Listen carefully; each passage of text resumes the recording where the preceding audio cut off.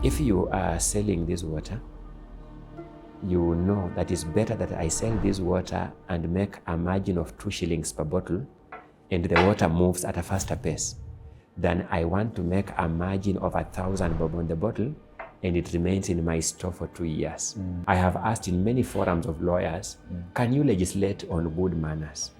Can you, by use of law, create good-mannered men and women? In terms of law, there are very few electoral systems in the world that are governed by more law than Kenya. Kenya's electoral system is governed with a lot of law. In fact, even the shape, the dimensions, the colors of the ballot paper are provided for in law. There's law. Kenya's law even tells you which image should or should not be on money. Law. There's a lot of law. And yet we have one of the worst governed elections in the whole world. Our guest for this episode is Senior Counsel Elisha Ongoya, a familiar face but pure good vibes. We've already had another podcast before we came on set. Now I can't wait to dive into it. So ndio leo tuseme tunaanza differently, tunaanza separately. First, a word from our partners on the platform. Odu, tunasikianga overtime. What really is overtime if you don't get paid to the last second? Well, leo na come through na message ya how to make every second count, and it comes in the name of Odoo Timesheets. The Odoo Timesheets app has to be the best time management tool in any business environment. The Odoo Timesheets app will help you take charge of your time between tasks and assignments, and also help you generate reports at the end of your work week, month, or project. Tool kama hii ni important sana to you as an employer because you are able to maximize on the productivity of your team.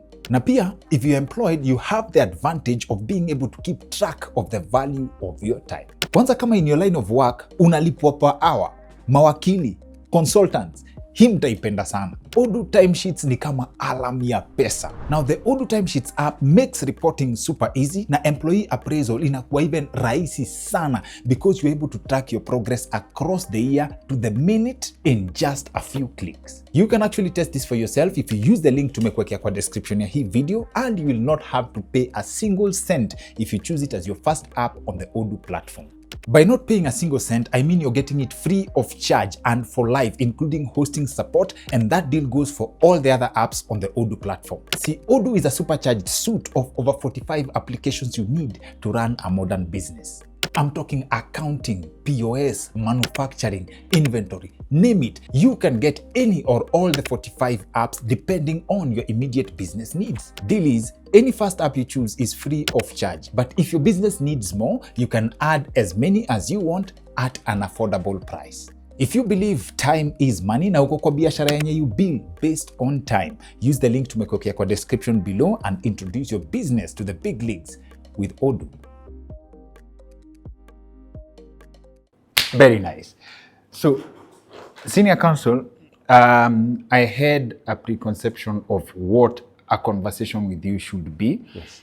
And in fact, I think this one will not keep on the record. I'll just tell you this. Yes. I hope that if when our conversation goes out, we can actually keep it if we want. Yes. It's a podcast. If our conversation goes out, yes, I hope anyone who interacts with the content that we're going to share will get a taste of your ideas on governance and your perspective on society. They are some of the best ideas I've had. Yes. Being a fan of ideas myself. Yes. And you are a jack of all trades. First of all, you teach, yes, actively, yes, but you also practice law. Yes. Is there a balance between this? Do you find yourself having to choose between teaching, because these are two different worlds, even though you are teaching the same subject? Yes. A teacher of law, yes, yes, but teaching itself is a thing, yes, but also practicing. Yes. Is there a place that they diverge? Okay, Dr. Let me start by correcting some impression. The rank of senior counsel is a rank that is conferred officially in the legal profession by the President of the Republic of Kenya. I am yet to get the privilege of getting that rank conferred. And although people use that term in reference to me as more of a honorific term than a formal term. It's always fair that I don't appear to have passed myself off. And therefore it's necessary that I correct it. So I'm just an advocate. Thank you. Which is the only rank that has been conferred upon me by the Chief Justice of the Republic of Kenya, then Chief Justice Evan Gisheru. But having said that, teaching law and practicing law to me are two threads that complement each other. Because teaching keeps you in the knowledge industry. Teaching is a process through which you tend to permanently impart knowledge to others, those who aspire to acquire knowledge and skills in a particular area of practice, in my case, in the field of law. So teaching law keeps me actively engaged in the search for and dispensation of knowledge. I have to look for knowledge, then disperse it to my learners. And practicing law entails applying that same knowledge. So for me, they complement one another. The obligation to search for knowledge as a teacher in the endeavor to impact my student helps my practice, because when practical problems from clients come to my chambers, I don't need to look for other knowledge. It is this very knowledge I have constantly searched for that I use to practice the law. So for me, I regard them as complementary aspects of my life. To that extent, they do not exert an extra burden to me. They contribute to my professional fulfillment. Practicing law helps me solve people's practical problems, day-to-day problems, and in the process, it helps me to earn a living. And the knowledge, the practical skills I acquire in practice are an integral part of the knowledge that I also share with my students. So that my teaching is not purely abstract with no practical signification. My teaching becomes laced with practical realities that are sourced from the real life cases that come before me or to me every day from the practice of the law. So that's how the interplay between my role as a teacher and as a practitioner of the law works. Thank you. Thank you. That clarification is very important, because I've actually just noticed that I could have been passing myself off as president, because I have a friend who helped set this up, my friend Wakili Otieno Mokaya. I've called him senior counsel so many times that he's actually stuck. So now for the first time, I and many others understand how that title is conferred. Correct. And then your story, your passion for law cannot be understated. So what happens is, would you describe yourself as an accidental advocate? You landed in the profession because of that? No. You purposed to I am a lawyer by choice. What is your I will story? need to give you a brief historical background. When we grew up, and I didn't grow up as a very exposed child. I grew up as a village riffraff, taking care of goats and poultry and running up and down in the village, semi-naked perhaps, with torn, tattered clothes. I trust that you understand that life very well. 100%. Throwing banter at one another, sometimes fighting each other in the village as the only entertainment available. And engaging with nature as equals, interacting with insects and birds as equals. From that background, I went to a village primary school, and our dreams at that time were imaginary. Exactly what you want to be in life was imaginary, because again, the degree of practical mentorship at that level was also low. It's not what we have today. Then I went to high school, and like all other schools, when you go to high school, you are given formal forms to fill. Among the things you must fill in those forms is what you dream to be. Then you go and ask your parent, exactly what do I put here? And the parent says, fill there, you want to be a doctor. So I filled the high school form that when I grow up, I want to be a doctor. I guess all of us wanted to be doctors at that level. 100%. Fortunately for you, you have acquired the title of Dr. Kingori. So you have lived true to your childhood dream. Many of us didn't live true to it. But later on, as I advanced in my high schooling life, and as I got greater engagement with my high school teachers, I began developing a clearer view of what I want to be, to the extent that when I finished my high school, I was clear in my mind. I wanted to be a lawyer. And many viewers, many observers may be shocked. My parents didn't share that view. There was an active attempt to help have me change that position, but I didn't. And the fact that this is one case where I am very happy to have defied parental direction tells you how intentional I am, because I'm a firm believer in young people following parental guidelines, guidance, hook, line, and sinker. Yeah. So the fact that this is one area where I defied it to full effect, and I'm happy that I did it, tells you how intentional I was about it. And therefore, when it came to career choice, I chose law as the first course. And fortunately, courtesy of academic qualifications, I was able to get that first choice. And I studied law at the University of Nairobi. And I have since been in the field of law, teaching law and practicing law. And I intend to do this throughout my lifetime. So I have no intention of branching out of law to anything else. It's hard to imagine the law profession without you in it, especially after we were introduced to us on televisions and seeing you practice. Admirable. And I believe this also comes with flattery. I believe you've seen skits of people actually playing out your submissions that have been seen in public. So there's no particularity, moment, sense of justice that this is it. And most people would for us, our parents pushing us to be doctors and pilots, it's because of the amount of money they imagined you would make. Correct. That was the impression of success. For you, that's not on the table. No, I just guess following studies in high school and seeing the subject areas where my strengths were, and observing the lawyers of that time, people like Feroz Norobji, people like James Orengo, people like Paul Muite, people like Byron Georgiadis, seeing them, I thought that is what I want to do. And I thank God that I thought along those lines and pursued those lines, because I think I am doing what I like doing.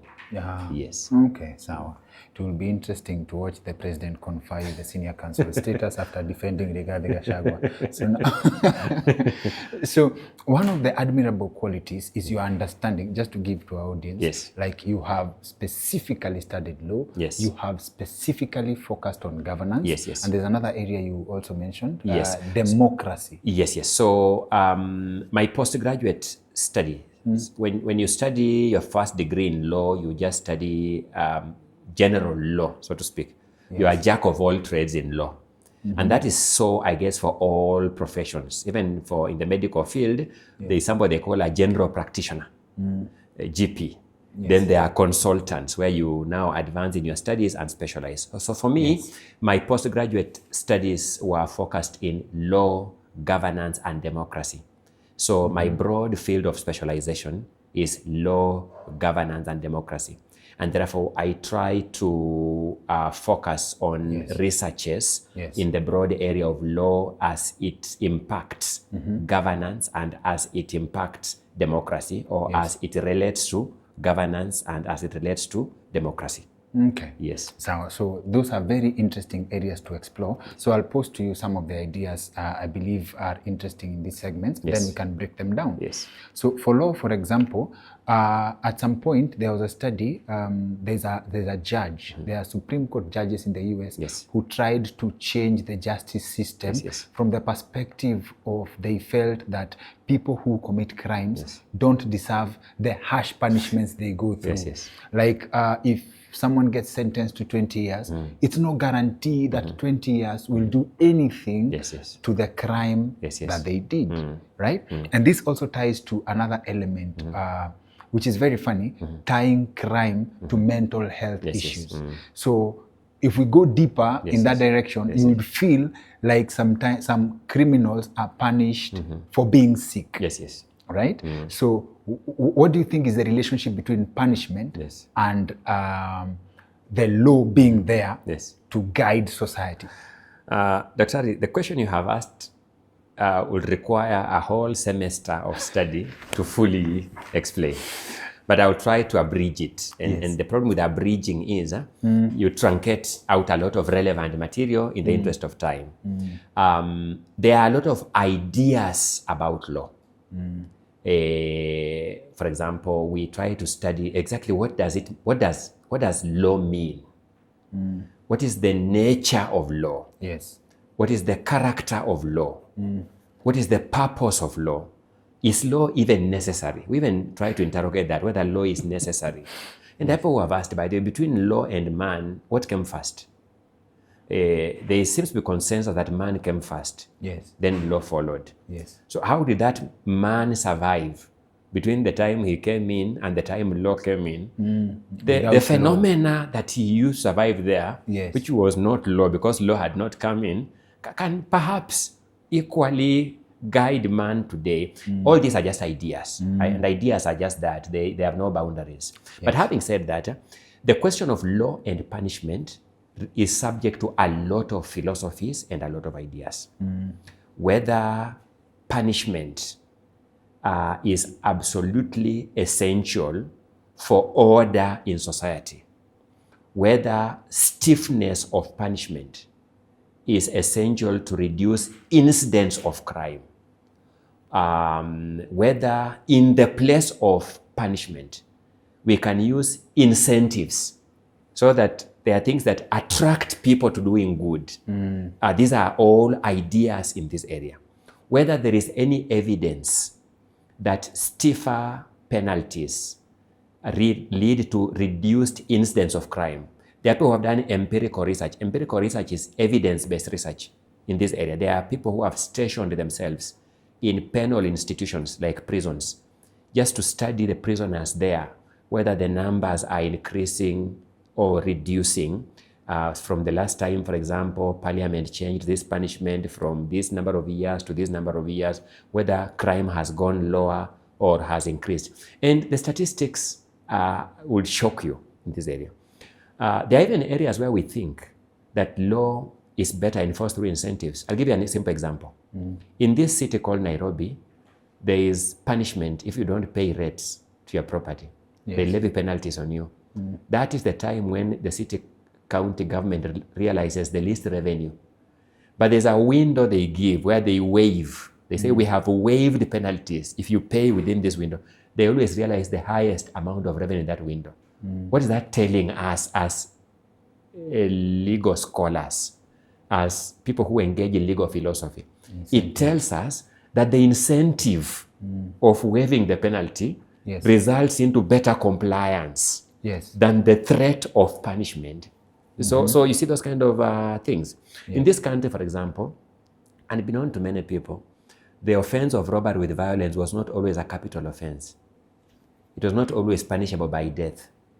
But a relative of the first president of this country was robbed one day, Jomo Kenyatta. And at that time, the then Attorney General Charles Njonjo was called and had to ensure that those robbers are punished the harshest way possible. And that's how robbery with violence became a capital offense in this country. Is there any evidence that increasing the punishment for robbery with violence to death has reduced incidents of robbery with violence? In fact, statistics show that robbery with violence has over the years increased. So I began by telling you that the question you posed to me requires an entire semester of study. Let's do our best. But doing the best we can, the debate is still out there.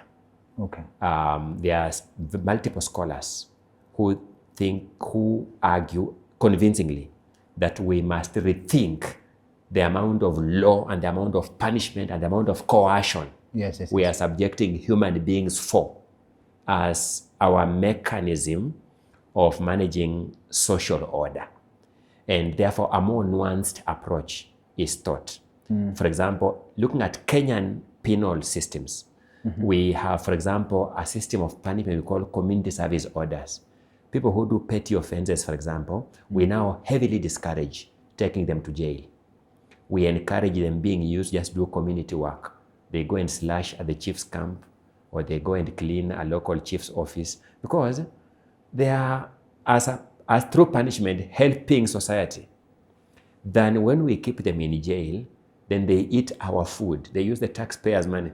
So we are suffering more in the name of punishing them when we can use them for our benefit. When you tell somebody who has been caught with changa that you have convicted him, but for punishment, he will just take a slasher and slash the area around the courtroom and weed the trees around the courtroom. You see, as a society, we have benefited from a clean and healthful ecology, a clean and healthful environment, and we have not paid him anything. But if we were to take him to jail, whose food is he eating? Our food. We have to pay a policeman to keep guard of him throughout his lifetime there. So these are things that we think about when we think about law, crime, and punishment. And therefore, in today's world, the dominant approach is now to have what we call a human rights approach, a dignifying approach to punishment, where punishment itself must leave the wrongdoer dignified. Because if you undignify him too much, you may make him worse than you found him. You have seen people who are imprisoned, then they come from prison more hardcore criminals. Is that for the good of society? No. The good of society was to reform, to make this person better. So that if we may think a way of correcting offenders in a manner that dignifies them, that affirms them, that makes them better people, then that is better than primitive retribution. You know, there was a time in this country up to the year 2003, when some offenses were punishable by whips of the cane. You would be whipped in jail. Yes, mandikio viboko. That's a mandikio viboko. Yes, that's how it used to be. Now we have removed that because what value does that add? It makes people more undignified. It makes we as a society look very primitive, very unsophisticated, in a sense, uncivilized. I don't like using the word uncivilized because of its historical origins, but it makes us look like that, like savages of sorts. But the more we treat our worst men and women in an optimally dignifying manner, we stand a realistic chance of making them better people. The old adage goes, you treat me like a dog, I behave like a dog. So if we want you to behave like a human, I must treat you like a human. So in summary, that's how I'll put it. Thank you. Yes. If we bring it closer home, there's an act that I got in trouble for commenting on. And in fact, I didn't even give my opinion as I would think, because that's the Computer Misuse and Cybercrime Act. I got in trouble for actually highlighting that there's very few things that is new about this law that was not in the original act that has been law since 2018. So when I processed that, my personal thoughts were, as a society, we don't need laws to control what you say. It is we as a people, we should be decent enough to behave a certain way. And the way we are is a consequence of something that cannot be solved by imposing a law now, because it's a reflection of something. So I'm a believer in there's something we needed to solve as a society before we impose a law on it. In your assessment, is my submission correct? You are right. There's a doctrine I'm trying to develop in my legal thought called the good manners doctrine. That we just need to build a good mannered society. That it is not hard if we sat as a polity, as a community of men and women, to agree on some minimum core of right and wrong, and commit to pursuing right, and commit to avoiding the opposite of what is right, which is now the wrong. It's not impossible. So, and in my attempt to add flesh to the good manners doctrine, I have asked in many forums of lawyers, can you legislate on good manners? Can you, by use of law, create good mannered men and women? I believe myself that good manners are better generated through social movements, social interactions, social efforts, methods of parenting, methods of relations at a family level, methods of relations at a community level, how we relate in the class environment, how we relate in church, in the mosque, in the temple, how we relate at the workplace. We can create good manners through those forums of interaction than through legislation, through coercive instruments. So I agree with you that if we think that we are going to create good-mannered men and women through legislation, then we have gotten it wrong. Yes. And I can give you multiple examples Yes. of that. One of them is our electoral system. Yes. In terms of law, there are very few electoral systems in the world that are governed by more law than Kenya. Kenya's electoral system is governed with a lot of law. In fact, even the shape, the dimensions, the colors of the ballot paper are provided for in law. There's law. Kenya's law even tells you which image should or should not be on money. Law. There's a lot of law. And yet we have one of the worst governed elections in the whole world. There are countries in the world that have by far lesser law governing their elections, and they have more credible elections. True. I mean, if you go to the Kenya's electoral law, let me just give you a sneak preview. It says you must define a polling station as a particular classroom in a primary school. And that polling station, that classroom, should not have more than 700 people, to vote there. The largest number was 700. Yes. So they vote from 6 o'clock in the morning to 5 p.m. 700 people. Those are very few people if you are just moving seamlessly. Once they finish, you must count their votes there, and the agents must see, and they must sign there. And you must give that evidence of that vote to every agent from that room, and you must pin a copy on the door of that classroom.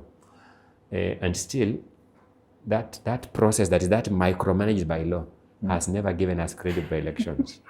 That tells you law has limits of what it can do. Human beings are social beings.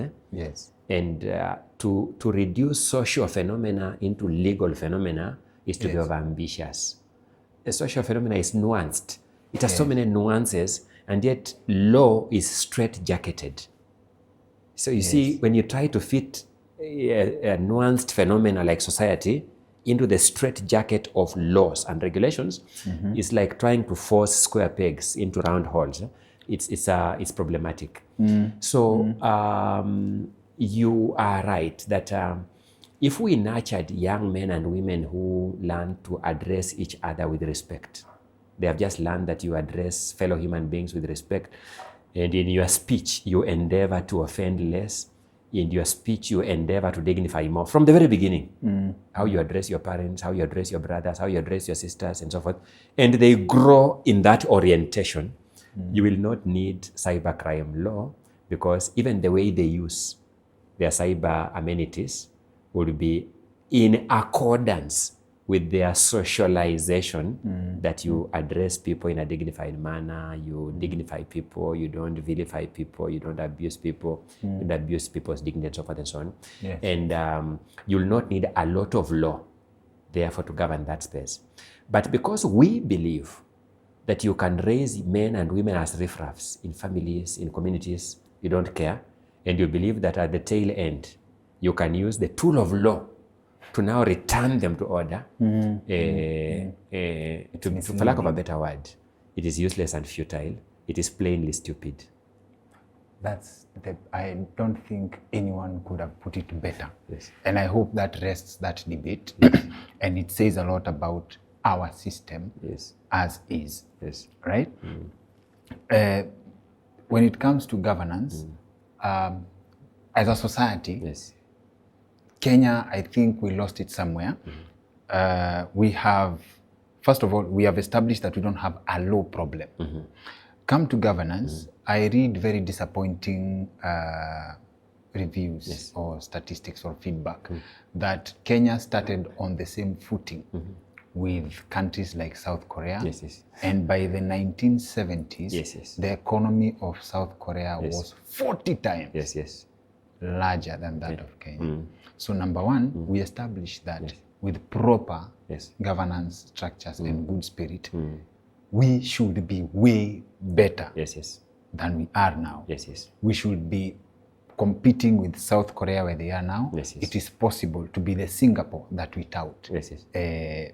every now and then. Yes, yes. Right? So now when it comes to the systems that we have, again, it is my submission that if you compare Kenya to Singapore, what they did wrong is the implementation of the laws that we have. Because when you read Lee Kuan Yew's story, when you talk of corruption, this could have been solved by law, because the Prime Minister says that at some point one of his friends was accused Yes, yes. and tried to reach him because they knew him. And he was like, no, you finish with that first. And over time they start seeing results. And by 1998, they have like as corruption-free zone. So where is the balance? Is it the good faith in terms of the implementers? Or is it, again, we go back to how we have been programmed as a society? Dr. Kingori, we enter deals every day. You sign contracts with your sponsors of this program or with other role players, with your technical team that helps you here, and so forth. The basic philosophy in life for me is twofold. Number one, you cannot make good deals with bad guys. It is a stupid approach to life to say I have struck the best deal with the worst guys. Number two, hope in and of itself is not a method of doing things. You cannot use hope as your methodology Yes. of doing things. Yes. If I'm a teacher of the law as I am, Yes. Yes. I must have a teaching timetable. I must have a lesson plan. I must have my teaching methods, my resource material. Then I must implement these things. When I'm required to be in class, I must be there. When I fail to be there, I must create a makeup class so that I make up for that. That's a method. Otherwise, hoping that somehow learning will happen this semester by doing nothing about it is funny. And therefore, what those societies you have pointed out did, they had a method. And that method was put in the hands of good guys. That's the only way those deals worked. Okay. In our case, we had hope put in the hands of our worst sons and daughters. There is a system of government called a kakistocracy. A kakistocracy is a leadership by the worst. So you sit as a community of people and you ask, who among us do we want to be the chairman of this club? Then you pick the worst and you say that one, that's the one we want. And hope that somehow, out of this hope, results will arise. I have studied as a student of governance, a number of societies. And the two you have pointed out are just but a few. But a society I have spent a bit of time studying is Israel myself. Because Israel is a strange society. It has maniacs, those who support it, and those who are Israelphobians, those who really also find it reprehensible in the way it does its things. Each of those classes of people have their own logic that is plausible. If you listen to them, each of them have their own logic, why they detest the way Israel does things and why some of them like the way Israel does things. Yes. But I've tried to study a number of things about Israel. Number one is just the way the country came into being. It came into being, in a sense, by imposition. If you know, even biblically, the children of Israel were scattered even historically, by the time of the Holocaust, Israelis were scattered. They got resettled, and the state of Israel got formed where it currently is in recent history in 1948. That state got established there. Barely 12 years before a majority of African countries began getting independence in the early 60s. And as well, you know, where Israel is, it is not surrounded by very many enemies. No, my apologies. It is surrounded by very many enemies in the diplomatic relations term of that word. It is not surrounded by very many allies around it, and that should be a factor militating against its development. Number three, that area where Israel is generally called the Middle East. In that Middle East place where Israel is, it is the only country without oil. It's the only one. All the neighbors have oil. And you look at all those factors and you keep asking, I mean, how does it survive this far? And yet, when you leave the geopolitics and you come to indicators of development, science, education, agriculture, food security, all those indicators, Israel is among the top countries in the world across each of these indicators. Sometimes, from an academic point of view, we are empiricists. To avoid personal opinions clouding our judgment, we then go to evidence, just data. In the area of agriculture, where is this society vis-a-vis these others? So that, for example, you will find a country like Israel being in a desert, but giving food aid to countries like Kenya that have a lot of arable land. And you want to ask, I mean, how does that happen? Yeah. So if you then reflect, and in the course of our comparative studies, we've had the privilege of meeting some scholars from those studies, they will tell you that they got it right from the very beginning. And how they got it right is, from the very beginning and throughout history, they get the right men and right women for the job. So if you talk about Singapore, you talk about Korea, you talk about China, those countries get the right men and women for the job. That is what I'm calling the method. That's what I'm calling the good guys with whom you can enter into deals and expect the deals to be honored. Bad guys are fraudsters. And therefore, if we continue lying to ourselves that one day we shall be like Singapore, it is what Chinua Achebe in his book, The Trouble with Nigeria, has called a false image of ourselves. Sometimes you hear our leaders talk on national days, and either out of self-deception or out of a faulty sense of patriotism, they declare our sense of greatness and our sense of, I know where they're coming from. It is good to have a sense of pride in yourself, your heritage, and your people, and not pronounce death on your society. Also got to be realistic. That greatness they pronounce will not be realized if we keep doing things the way we have always done them. We must get good guys in all the right places. When you do that, good guys tend to be very intolerant to mediocrity. Generally, they tend very intolerant. If you work in a private sector and you have a boss who has a vision for an organization like this, you will not allow your cameraman to be mediocre in the way he gets the captions, in the way he edits the captions, in the way they would get it right. If you are in a program like this, you would want guys who will ensure the lighting is proper, because it can be done. On earth, there is a man or a woman who can get the lighting here right. You will get that one. You can't get the worst who will put you in darkness. That's how much of a sample size you have. Yes, that's the opportunity you have. In societies like America, for example, you know, through their green card system, they look for best talents in the world and give them green cards. What are they doing? That's what I'm telling you. If you are the best scientist here today, chances are Americans will, through scholarships, through green cards, through opportunities, find a way of getting you there. They are looking for the best men and women on earth to do that job. And I'm painting this picture to let you know that I believe one day our society will get it right. But our society will get it right upon realizing that we have always gotten it wrong.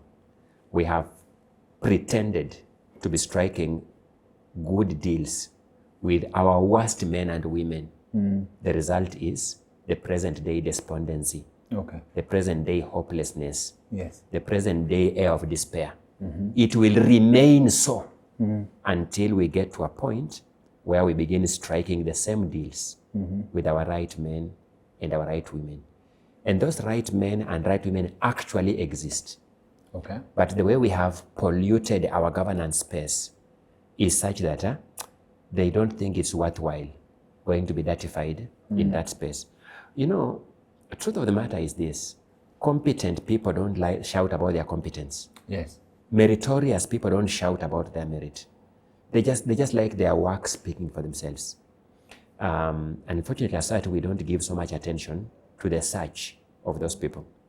We are more interested in our noisiest thieves and conmen and fraudsters and drug dealers, and we put them in our sensitive dockets and somehow hope that we shall be a great country.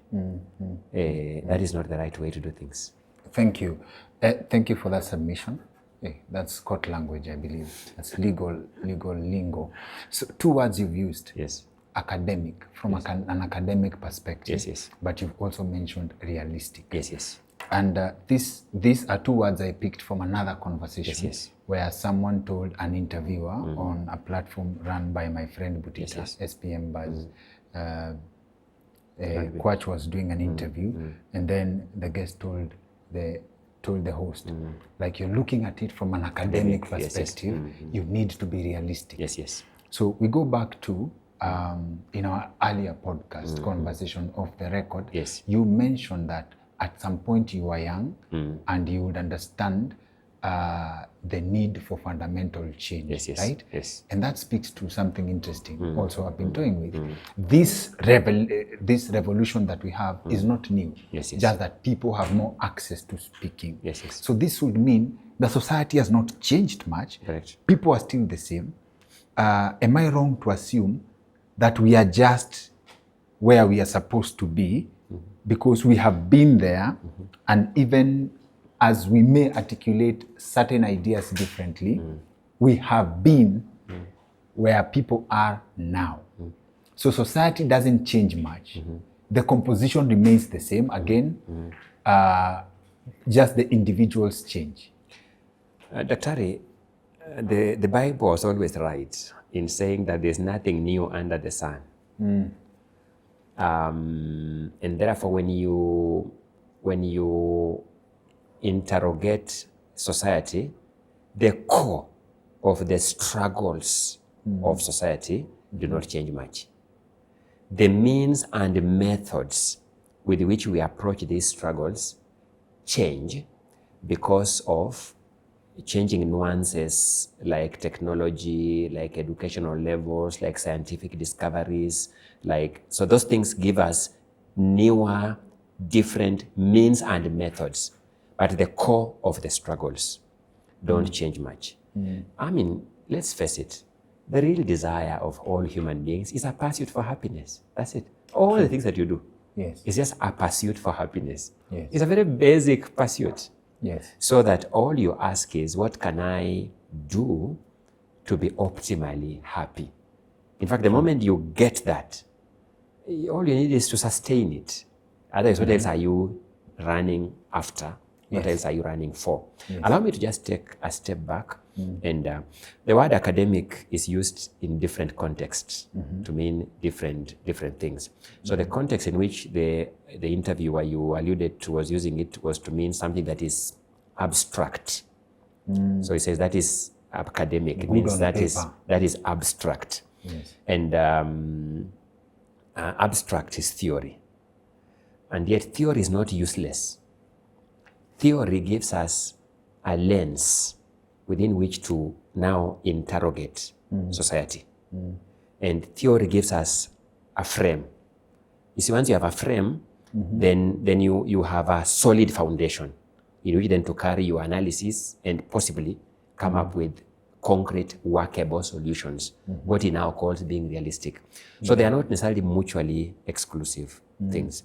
And therefore, when I use the word academic, I mean that solid theoretical foundation. That without a solid theoretical frame, theoretical foundation, then there is no basis on which we can create sustainable solutions. We will come up with episodic solutions that are not anchored, they're not founded on anything. You'll remember when we were talking of the record, I mentioned that one of the challenges we have in Africa is that we don't even understand ourselves that well.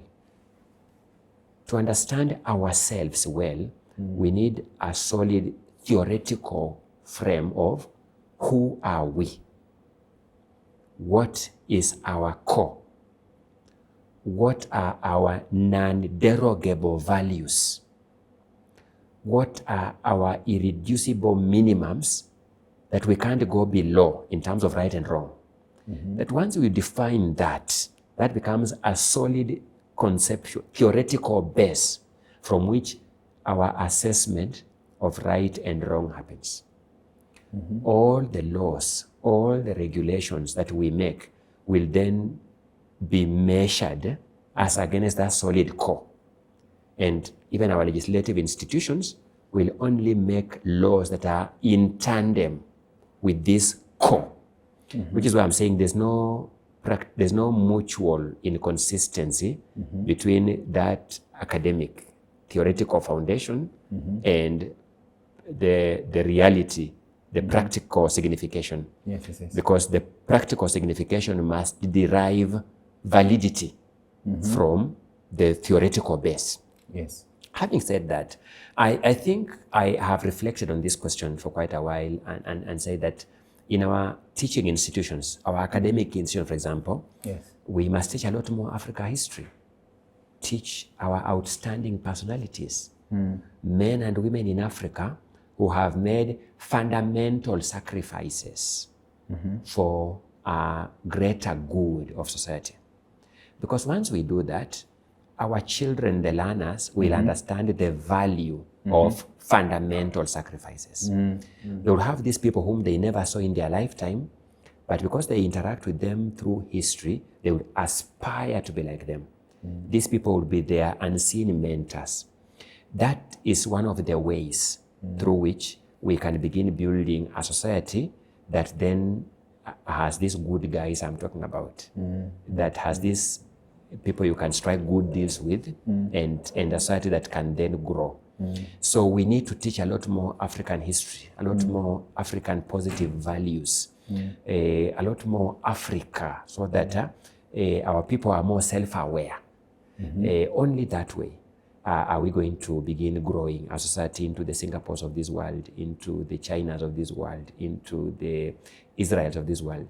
Each of these societies, I'm telling you, do something I consider very basic. One, they're only teaching their mother tongue. Singaporeans speak their indigenous language before they learn English. And therefore, learning their indigenous language is not seen inferior. The Chinese teach Chinese. They are now expanding Chinese globally. Even in this country, we are now teaching Chinese. The Jewish speak Jew. The Asians speak their Asian languages first. I don't know how many Asians you come across that speak, that English that you admire. Africans are obsessed. Yes, we are obsessed with with it. And English. this can be cured if we make our people more self-aware, more self-conscious, more self-proud of their history, their culture, their being. They are safer in their skin, then they will begin building on their knowledge. A concept that others have called elsewhere an attempt at decolonizing. So that way we are able to grow a more, I'll use a very technical word called autochthonous, a more homegrown people, a people whose solutions have their foundation in themselves. Then that way we are able to grow. And if we do that, we'll have confident people across all spaces. It must bother you as it bothers me that all our core infrastructure are done by engineers from outside this continent, despite the fact that we have been teaching engineering in our faculties for the last half a century. I'll give you a submission on that right away. Number one, I have a friend. I actually did a video on this on my social media account. My bike guy, Yes. motorbike guy, is Yes. called Charles. Yes. Give me a very a plausible theory. Yes, yes. You say that Kenya as a society, Yes. people see government as an opportunity to eat. Correct. Such that when President Kibaki offered that people submit proposals for contracts to build roads, the cost was so exorbitant Yes, yes. and the quality was low Yes. that he decided to go with the Chinese, Correct. who were giving better quality and at a Yes. smaller price. You understand? And they came here and did such a great job that they ended up owning those jobs. Which must bother you. How did that Chinese know that it's better off doing a better quality job at a lesser price and getting contracts across Africa? And why didn't that Kenyan see the same opportunity? That if I do a better quality job at a lower price, I can get more expansive business. It points to the value system I'm pointing at. The core is not holding. The value system, there's something wrong. So that you are engaged in what other scholars have called primitive accumulation, as opposed to what I call enlightened self-interest. Enlightened Enlightened self-interest. self-interest is where, if you are selling this water, you know that it's better that I sell this water and make a margin of 2 shillings per bottle, and the water moves at a faster pace, than I want to make a margin of 1,000 bob on the bottle, and it remains in my store for 2 years. Are you With getting the it? imagination that someone will buy it for 1,000 at a margin of 1,000, but it remains in my store for 2 years. So that once I know that if I sell and make a margin of 2 bob, it's going to move, and every time it moves, I'm making 2 bob, 2 bob, 2 bob, and therefore I can make millions of shillings out of it, than by waiting for the day I'll make a margin of 1,000 and remains in my store. It's enlightened self-interest. They may think you are helping society by selling at a lesser margin, but it's in your best interest. Yes, yes. Yes, you in the final analysis, you make a lot of profits. On the flip side, you're yes. actually helping society, Correct. but you're benefiting More. service to humanity. As I'm calling again. it, enlightened self-interest. Yes, and yes. like this one of ours, where sometimes we just hear through scandals like the NYS saga that somebody actually wanted to go to the banks and just cut away money in sacks. You see how primitive that way of getting money is? Yes, yes, This yes. person has millions of other ways of making money.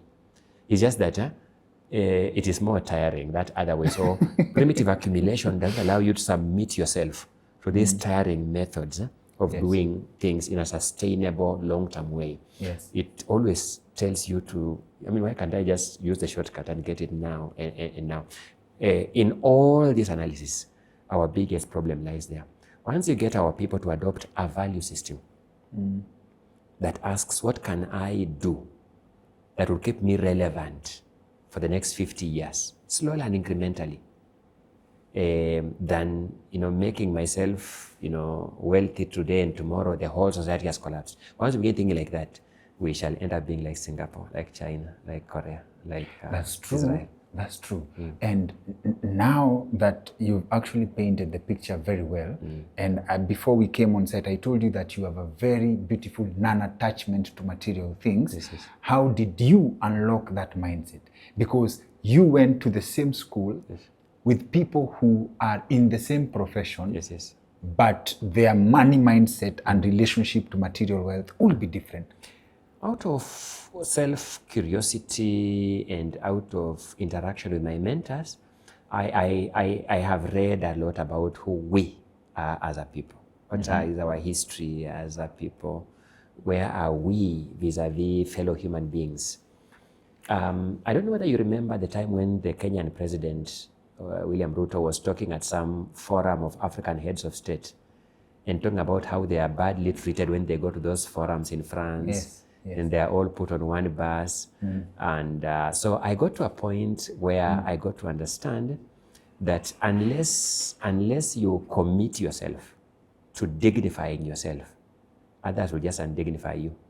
If they can undignify our presidents, how much more can they undignify us?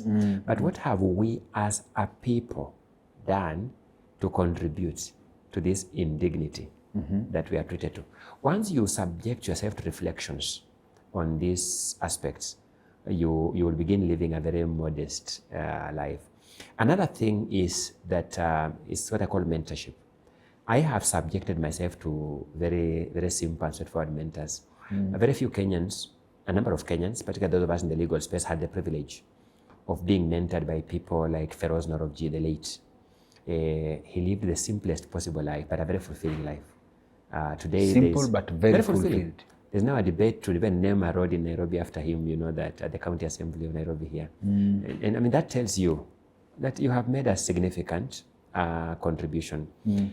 If you read lives of people like Mohandas Karamchand Gandhi, the Mahatma, the one you called Mahatma Gandhi, he's been a lawyer who refused to put on a suit, you know, that he threw away his suits and just dressed in that, is it Goan or Indian dress throughout his lifetime as part of his struggle for racial equity. Today we remember him. I asked you off tape, what was the net worth of Mother Teresa? I didn't know. Yes, no one cares about her net worth, but her greatness outlives her. And a brother of mine told many years ago, the ultimate complexity lies in simplicity. Yeah, sometimes we may think that the ultimate complexity lies in sophistication. No, the ultimate complexity lies in simplicity. Yes. And once you reflect on things that count in this life, things that matter in this world, you would aspire to just submit to a particular value system of honesty, of hard work, of love for your neighbor, of love for self, of submission to a deity called God, of love for your parents, your brothers, of cohesion, and your life is much happier that way. Okay. I'll bring you, when you mentioned we could be like the Singapores of this world, I would like to get a point from you on the concept of foolishness. But before that, when we compare success, we've been accused of comparing success to European standards. In fact, one of my favorite people, Thomas Sowell, actually says that the society is hypocritical in such a way that sometimes we judge others by European standards, and we judge the Europeans by standards they've imposed on us, and then also in the moral compasses that were instilled to us by them. Correct. So we negated from ours, we took a whole new software that we are operating with to judge the world. Correct. Right? So now, is it possible to exist? Are we wrong to judge wealth and success by the standards of what was imposed on us? Or it's possible to go back and redefine what material success would be, minus that? First, it's important to define what European standards are, then define what African standards are, and ask whether they are materially different. Chances are we might actually find that they are not even different, that these societies submit to the same values, just differently nuanced. The core, for example, the value of hard work, for example. Are we saying that Europeans don't value hard work? They do. They do. So it's a value. Just the value of honesty. Are we saying they don't value honesty? So that once you define their values, you may actually discover that as a family of humanity, we actually submit to the same ideals of value systems. And therefore, we don't need to rewind the wheel that much. What I just think, in an imperialist sense, took away our sense of pride is something that makes us believe that because we are Africans, then we are thereby inferior. That way, you can't grow like that. You must reinstate your pride as a people. Feel a sense of wholesomeness. You are valid for who you are. Then grow on that understanding. That once you do that. But two, I have studied the political economy, the capitalist economy of the Western world. And let's face it, a bulk of the individual wealth in the Western world is made through entrepreneurship, is made through innovation, is made through creativity, is made through hard work, a bulk of it. That's a good area you go into. Correct. But when you so that if you pick some of these just wealthiest individuals in the West, pick a young man like Steve Jobs, and you ask, he died relatively successful. If we got our young men and women to be like Steve Jobs, we'll be doing well, won't we? So that's not a wrong standard. Although it's not an African standard, it's a Western standard. But when you look at the story of his life, it's a story of curiosity, a story of innovation, a story of persistence, a story of never giving up, even when you are rejected. Are these wrong values? I do not think so myself. And therefore, if we picked these individuals and those kind of ideals, higher values, and got our young people to also submit to them, then I do not think we will be ceding what is indigenously African and selling ourselves off. What would disturb me is our people submitting to an indoctrination of inferiority. Because I know with colonialism and with imperialism was also a doctrine of inferioration of the African. And the African has taken longer than is necessary to rediscover himself, validate, affirm himself, and grow as a valid, equal human beings among the community of fellow human beings. That's the only thing that I struggle with myself. And therefore, when I talk about decolonization, I mean that getting the African to be confident in who he is as the African, be confident in his language, be confident in his culture, be confident in his arts, both material arts and fine arts, and so that once you do that, you showcase them and use those arts to build ideas and be confident with your ideas. And therefore, when you meet as members of the human family on the round table, as the Chinese comes with the ideas, the American, the Frenchman, you also arrive with your ideas. Because in a world governed by ideas like the present world, if you don't generate your ideas, you will be subjugated, whether you like it or not. I'll introduce, thank you for that. I'll introduce two ideas that are corresponding. Yes. I'll start with the modern. Yes. Because let's go back to opportunities like someone like Steve Jobs would get. In the modern world, we have something called money laundering. Yes. Whereby someone is very successful in business because they have found capital where other people who are equally gifted in terms of mental faculties and ideas cannot get. And they have the benefit of multiplying because they have a base. So that's the modern world. It's an example. We go back to a country like the US, whereby you look at the process of industrialization, the people who built proper wealth. One, it was through very interesting distribution of land, which was a factor of production, and industrialization, the big oil companies, and exploitation. It is built on the back of exploitation. And the money that was built from that created enough money in their economies to fund university researches, to fund the ideas. Ideas need funding. So you would find that Kenya would have equally produced, and this is where I would think you can correct my submission if I'm wrong, Kenya would have equally produced a Steve Jobs, Mark Zuckerberg, but then again, the opportunity to get such kind of access to capital is not the same. There is an extent to which that logic is correct.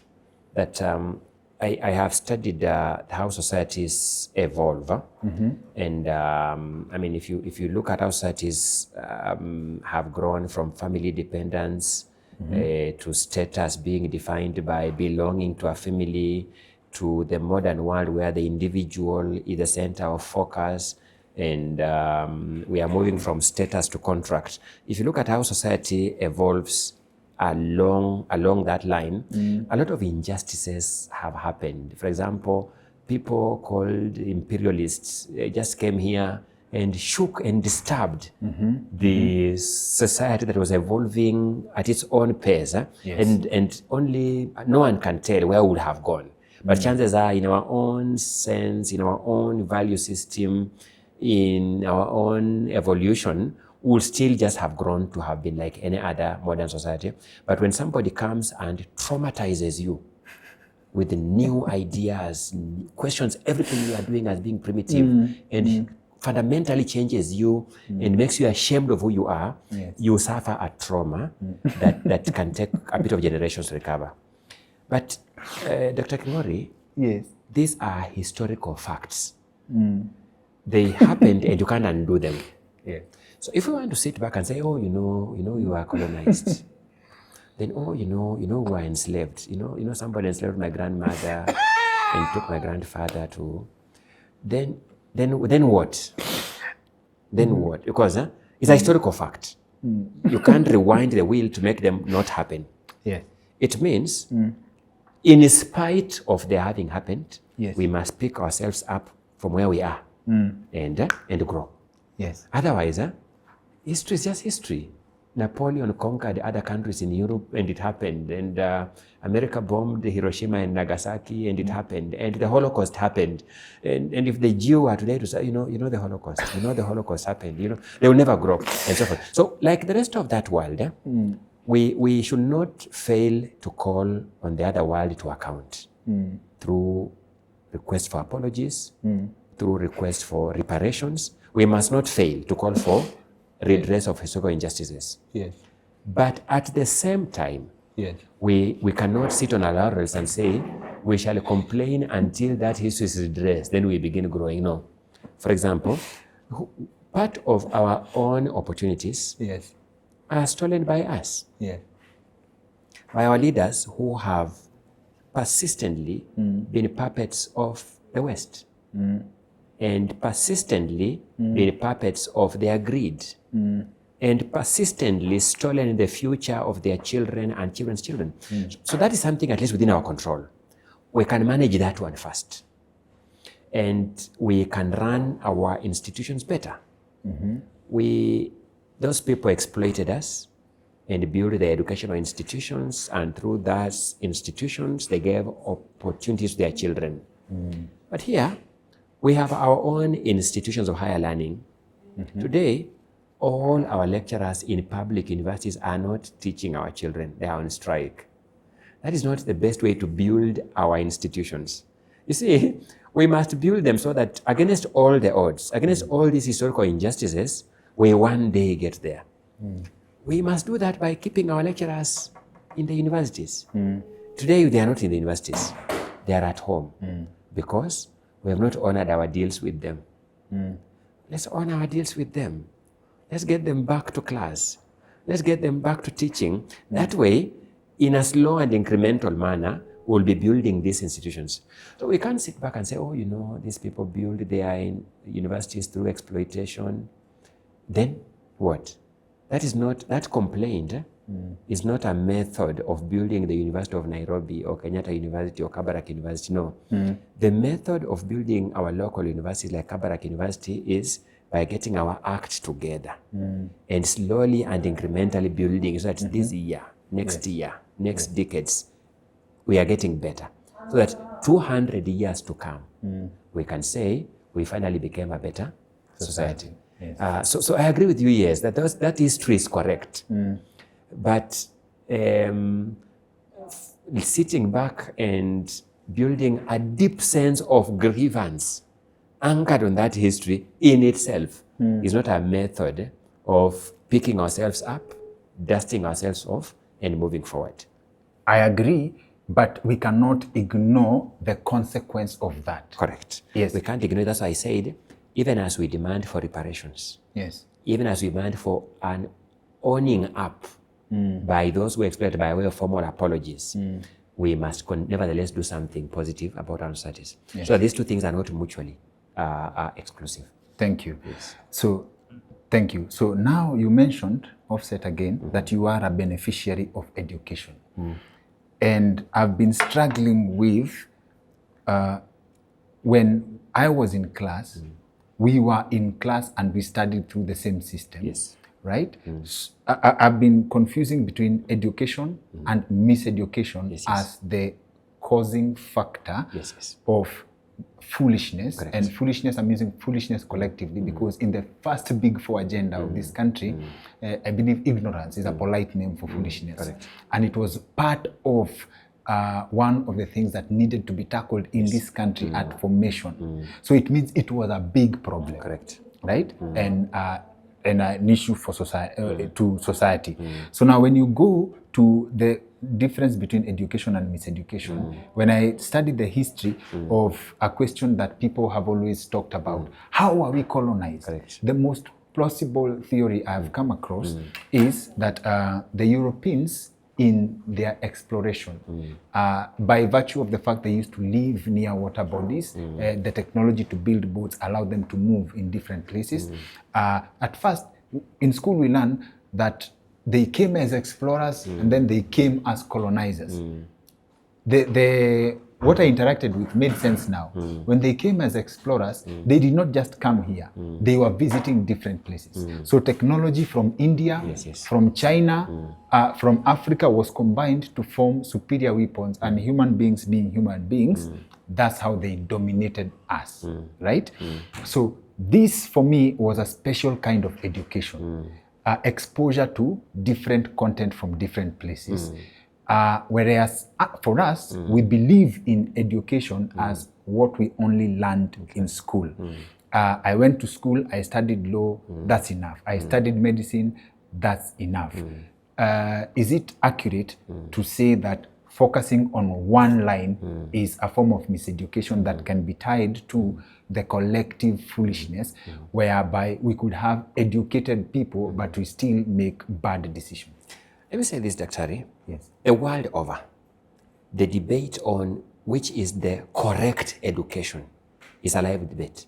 If you go to any society, people are debating on why are we still using methods that were used by Plato and Socrates in 2,500 years ago to teach in our teaching today. Yes. For example, as lecturers, when we sit in class and give a lecture, what is the origin of lectures? It is what Socrates and Plato did, where and so is it right to continue using a method that is 3,000 years ago to address today's society? So these conversations are still there. Number two, what is the correct content that we should be able to teach so that we have the correct outputs? Because an education system is just like a factory. It processes a particular product. You put in some raw material, a child, and that raw material is supposed to be processed in a particular product, the educated mind. So what kind of product do we want to see out of this system? So the debate on what is the correct education remains a philosophically relevant question, a theoretically relevant question. And there can be no consensus to it, like any other theoretical question. There's no consensus to it, but it's an important debate. But most importantly, there are two broad levels that I consider myself as relevant in this debate. Number one is the knowledge and skills that education imparts. Let's face it, when you are born as a human being, there's very little that you don't even know how to walk. Remember, somebody must hold your hand and train you. It's education. Train you on how to walk, how to use the toilet. You are trained. How to put on your clothes. You are trained, and so forth. That's learning.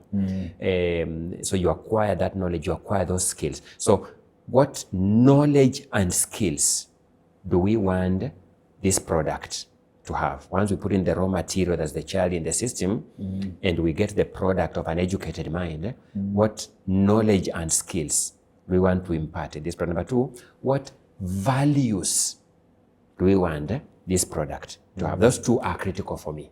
And that's what I mentioned about decolonization. For example, to just ask how much of, how are we able to distill our values as a people? As the people we now call Kenyans, because even this concept called Kenyan, Kenya is itself a colonial product. But we are here and we have agreed that no matter, let's continue existing as that colonial product. Meaning, there's a lot of colonial product we must accept as part of our heritage now. because society is not static. And part of the things that have created this change in society is just colonialism itself. So there's this change. But are there residual values that are indigenously ours that we can distill and embed in the education system, so they are an integral part of the production process of this educated mind? But this educated mind has both knowledge, skills, and values. And a personal awareness, self-esteem, self-regard, self-value. This person does not need external validation. They are valid in themselves. When they sit on the table of ideas with other people from other civilizations, we come in as a civilization in our own right, with our own values, our own ideas, and therefore we are able to engage as equals. That is what that debate ought to be about. And therefore, society as a whole, and society through organized delegates, like those who develop our curriculum, those who sit in policy-making institutions, be it at cabinet, be it in parliament, must consistently engage with this so that we will continue refining our education system through time, but this refinement must be geared towards this objective of addressing what knowledge and skills, what values do we want, and what level of self-regard, self-worth, self-belief we want this product to have. If we did that, I think we'd have the correct education system. And this also points at what kind of society do we want to see 50 years to come? So when you talk about visions, a vision tells us where we see ourselves at a particular point in time. When you say Vision 2030 is, where do we see ourselves in 2030? The Africa Agenda 2063, where do we see Africa in 2063? The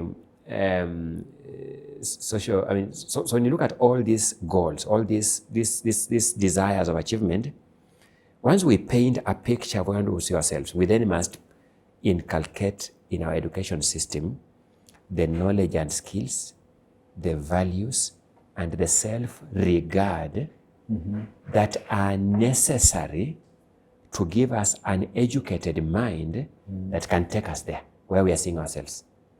If we see an Africa with modern infrastructure in 2063, modern infrastructure, modern airports, modern telecoms, we must inculcate in our education system knowledge and skills in the realm of physics.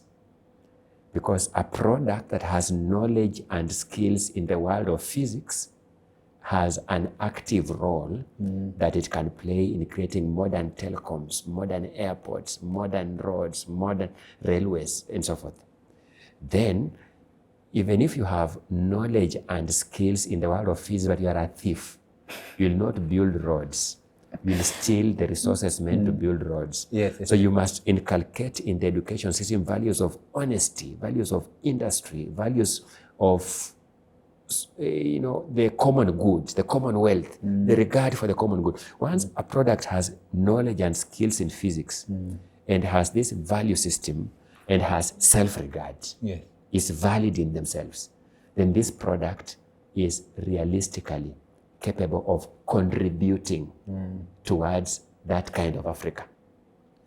But you see, if you want to see an Africa that has modern infrastructure, modern telecommunications systems, and then you create an education system that produces 99% theologians, then it's not a wrong investment.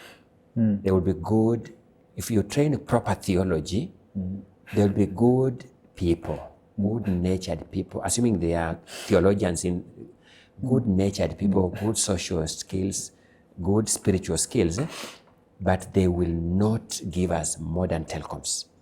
So you need a proper balance that gives us good people with good knowledge and skills, with good self-regard. That's what I'm saying. This balance is very important. And therefore, my contribution to your question is, it is the delicate balance between these ends of the product that is a good education system.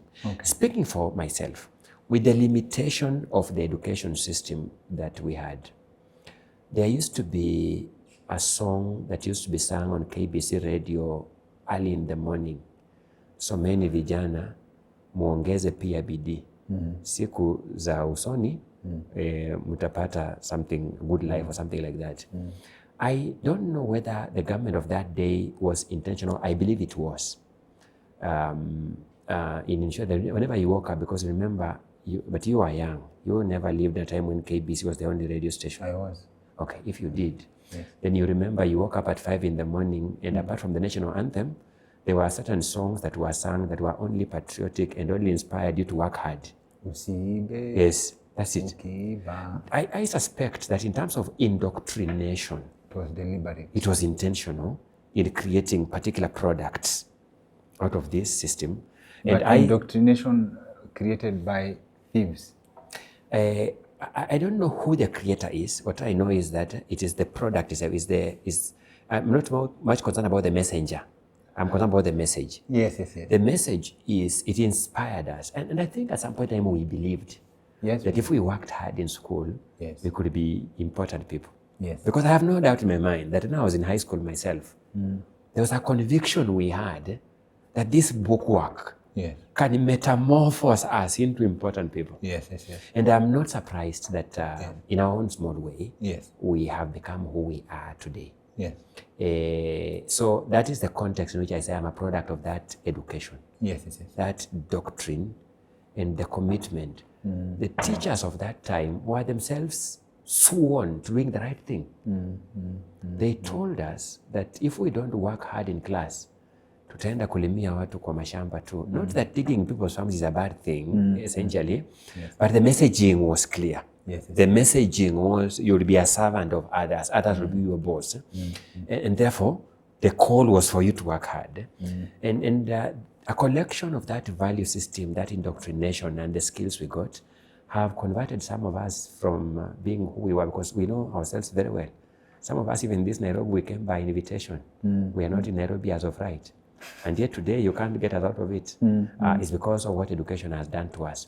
So it is all these factors that I say, I am a product of education, and I would encourage every parent to invest in education. So this thing, thank you, and this thing of our leaders still, because they come from poverty, and that informs the primitive accumulation, is null and void. I don't think so. I think they're just bad people. They just need to be reoriented. Yes. They just need this software of values to be reinstilled in them, so for them to be built into people who know that you don't need to own the whole world to be satisfied. There is enough for all of us if we just manage it properly. Yes. Properly. As we close, I think we can make a comment on ideas. Yes. Some of the ideas that you think would really change society. Yes. I'll give an example because I know you've studied extensively. An idea that market regulates themselves and government should not interfere with how people do business. They should just create the environment and then things will balance. There was a time when government decided to reduce the interest rate by giving a demand rather than creating a setup where the market balances so that people can have opportunities to borrow. And sometimes government does these things. It's populist. People will celebrate the government for doing that, but it actually hurts people more, right? Are there ideas, you can only give one, that you have seen that would really impact society in terms of imparting the values or changing the situation or status as we are? Yes, we are working towards, poverty is one of the things that people are fighting against, right? An idea that if we implemented would change society, would impact like our status from one point to the next. A guest on our show gave one of the best ones I have interacted with lately. For example, going back to statistics, let's say for example, 40 to 60% of agricultural produce goes to waste. But we are in a country where people go hungry, right? And a simple solution as improving logistics strategically, because as I have come to learn, building roads may not be a solution as we think, because there was a time roads were built in certain parts of this country and goats used to sleep on those roads to water jua and people drying their maize. So building roads as building roads is not a solution as we think, right? But there is an idea that was given on this show that opening up, let's say, a light rail system would decongest this city properly and probably spread. Nini. Are there ideas or one that you interacted with that really rings in your mind? Yes, Dr. Kingori, items like building roads or building light rails, or are not in themselves ideas. They're actually activities that are presumed to be founded on underlying ideas. They're just activities, and there are a lot of activities that we can do as a country to make ourselves better. But looking at ideas, I must then associate these ideas with particular ideologues, men and women who have invested their thought. A good example for me is just the idea that was propagated by the former president of South Africa called Thabo Mbeki, the broad idea of Africa's renaissance.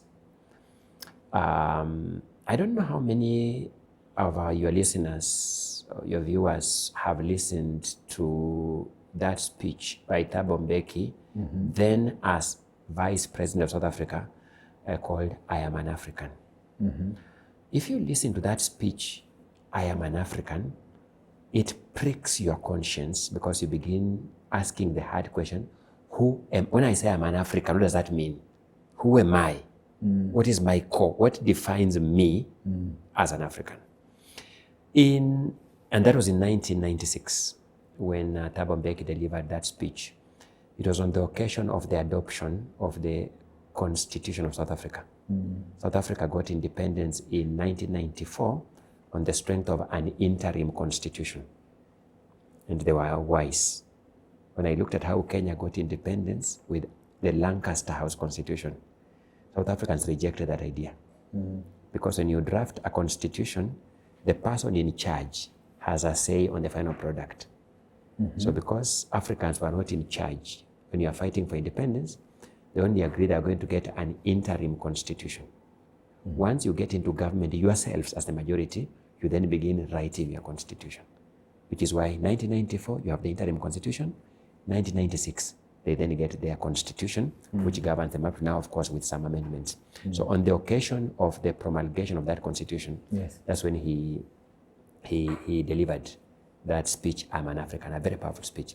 But if you listen to that speech in 1996, and an earlier speech delivered by another South African called Pixley Kaisaka Seme,